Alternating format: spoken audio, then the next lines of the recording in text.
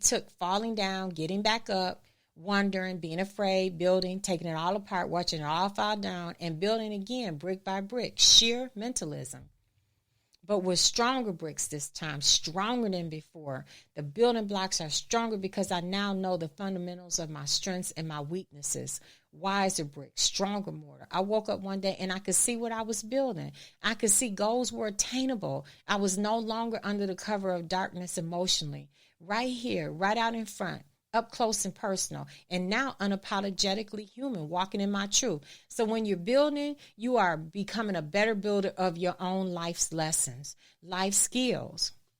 However, no one ever said it would be easy.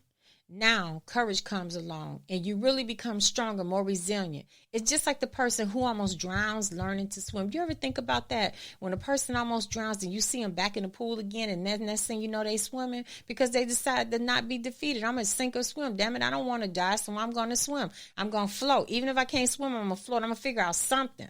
Self-preservation. And that's the way life is. Then one day, you're back in the water. Is either sink or swim. People make the choice to swim in life and not sink.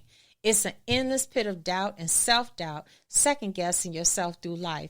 One day, you will become tired of being sick and tired. And the key is you just got tired of being sick and tired. So when you get tired of something, you're ready to deal the deck a different way. And resiliency starts to come in little by little.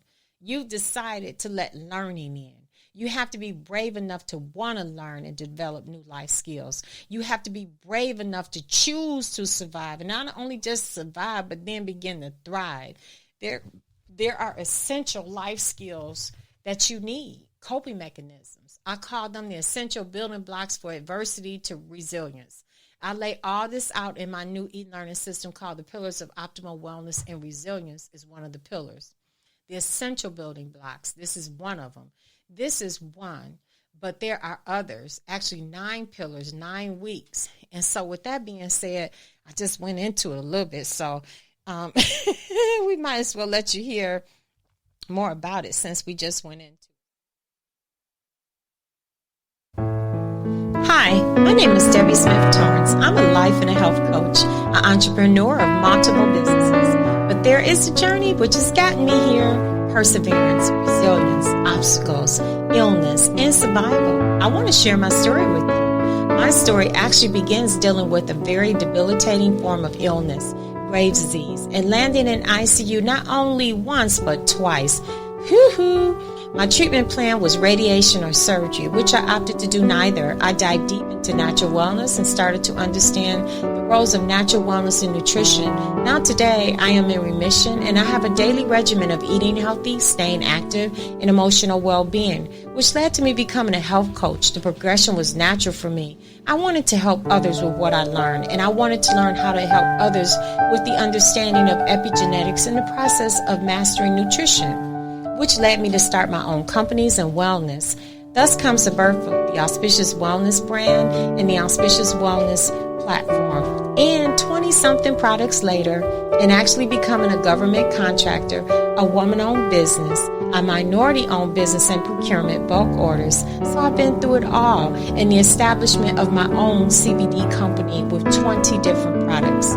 All while successfully maintaining a marriage to my soulmate filled with love and support. With that being said, life is truly what you make it. And with the practice of what I've learned, I want to welcome you to the Auspicious Wellness Pillars of Health, Optimal Wellness, so you too can achieve these things in life and understand how to have balance. This is an e-learning course. This is a 9-week e-learning course. This course encompasses all of this. Why? Because I've lived it, survived it, and thrived it in my journey, which we refer to as balance. The pillars in this paradigm is from a set of linguistic pillars that form mutually exclusive choices in achieving optimal wellness.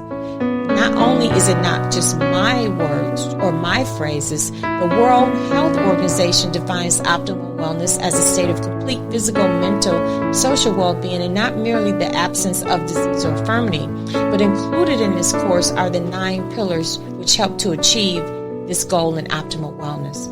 As a health coach, my goal is to work with clients to improve health, vitality, emotional well-being, engaging in behaviors that have been proven to improve health and prevent disease, including weight loss, fitness, nutrition, stress, coping mechanisms, sleep, mind, body, and positive psychology interventions, and teaching you how to discover what your triggers are. In this paradigm, there are 9 pillars to achieve the collective actionable roles, which institute wellness based on science. This methodology is practiced all over the world in achieving synergy.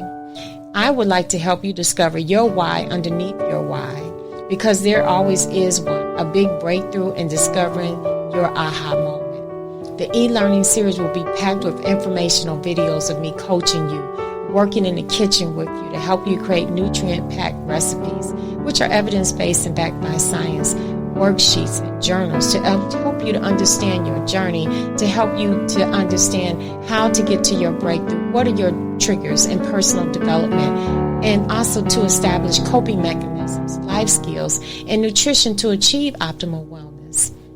Thank you for showing up. I'll see you on the inside of the Auspicious Wellness platform.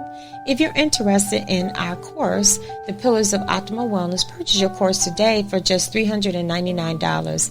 Our breakout series starts March 15, 2021. Refer to the link in the podcast and you'll be directed to our page to purchase the Optimal Wellness course. And we'll be seeing you March 15, 2021 when the Pillars for Achieving Optimal Wellness opens. Be ready and I'll see you on the inside. Thank you so much. Bye-bye. Well, hello, I'm back. And I hope you found our commercial uplifting, because that's what it is. And it's a real, true, honest. It's a very honest story that I just shared about my life. It's so honest, but guess what? I learned how to survive and thrive, and it's been a journey. And I just thank God that I'm here, because I could have been gone from this earth, and that's for sure. And the Auspicious Wellness, Optimal Wellness, Pillars of Health, e-learning is something I actually created to give you coping mechanisms and also to help you with fulfillment, interpersonal skills, not just a course, but something that is very well-rounded, that I put a lot of time and energy in: decision-making, problem-solving, adaptability, communications, achieving higher self-esteem, consciousness about who you are, respect, empathy, active listening, maintaining meaningful relationships, positivity, confidence in spoken skills and group collaborations, less stress, enhanced problem solving, leadership skills, higher self-esteem, empathy. All these different things that we're hoping that help you to become more well-rounded. But there's exercises, there's workbooks, there's worksheets, and then there's actual videos of me doing demonstrations and working with you on food skills, skills that will help you with the nutrition that your body needs so that you can have an optimal wellness and you can have a more well-rounded life, and you can understand more about triggers and how to interact with people and how to understand what your triggers are and how to react when you have a trigger. So, and it's here to help people to cope, hopefully, with less stress and understanding that you're better built for challenges now. So with that being said, let's get on to what we've been talking about today. Let's get back to it. What I want to do is let's take a look at some famous people who've been resilient in the face of adversity. These people were brave and had the courage to rise. Let me break it down. I'm feeling very passionate today, and I'm really feeling life, and I really want to share. So let's get back to it. Let's talk about people who choose to rise in the face of adversity and found courage in the end, became resilient, and not only became resilient, but rose to the top of their game. One of them is Britney Spears. She launched her music career in 1993 when she started on the Mickey Mouse Club at the age of 11. She would be married twice, one marriage annulled and another one would end in divorce. Her second marriage, she had children. She would end up losing the children to her husband. She would lose custody of these children. Between the marriages, the children, between the mental breakdown, the visits to rehab, and she found something in the end, a better understanding of self and the resilience to move forward in life. She's a strong woman, and in the face of adversity, she picked herself up, reestablished her career, and she made a comeback. I don't know if people remember when she was on TV and she was on one of the award shows, and she was criticized, and they said she didn't really move much, but no one really knew what was going on with her. But I think it was something emotional. She was dealing with something. She had a lot going on, and she was under every microscope, so she could never breathe.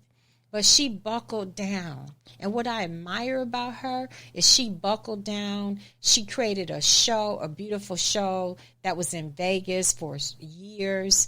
And guess what? She's estimated to be worth $60 million now. She got back on track with life. You go, Brittany. You go, girl. I'm always going to be an admirer because I really respect what you did and that you picked yourself up. And a lot of people just don't have the courage to do it. And it takes courage to pick yourself up, especially when the eyes of the world are on you.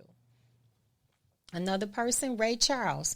Ray Charles had a childhood disease which took his sight as a child. He would later become a musician and a businessman, releasing #1 hits. He was addicted to heroin and banned from the state of Georgia because he refused to perform because of civil rights.